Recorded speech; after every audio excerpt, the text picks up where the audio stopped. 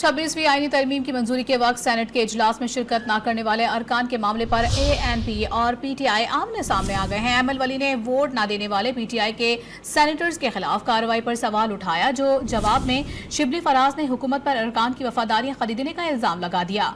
मज़ीद तफसीलात के लिए रिपोर्ट।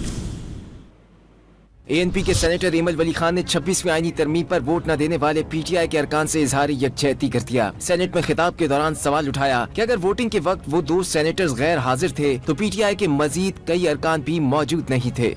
हमारे 2 कलीग्स, 2 इज्जतदार कलीग्स, जिन पे उनकी अपनी पार्टी ने इल्जाम बोतान लगाया है, मुझे समझ नहीं आती। अगर क्राइटेरिया ये है कि उस दिन जो एब्सेंट था वो बिका हुआ है, तो फिर सबको पता है कौन कौन एब्सेंट था और कौन कौन प्रेजेंट था। एमल वली खान के इन रिमार्क्स पर ऐवान बाला में मौजूद PTI अरकान ने सख्त एहतजाज किया। आप भी नहीं आए थे आप भी नहीं आए थे शिबली साहब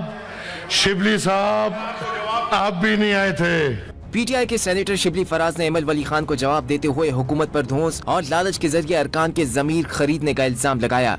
किसी भी कानून में अगर धौंस से, अगर जबर से, लालच से किसी की वफादारी को आप खरीदते हैं, ये कोई अच्छा तरीका नहीं है।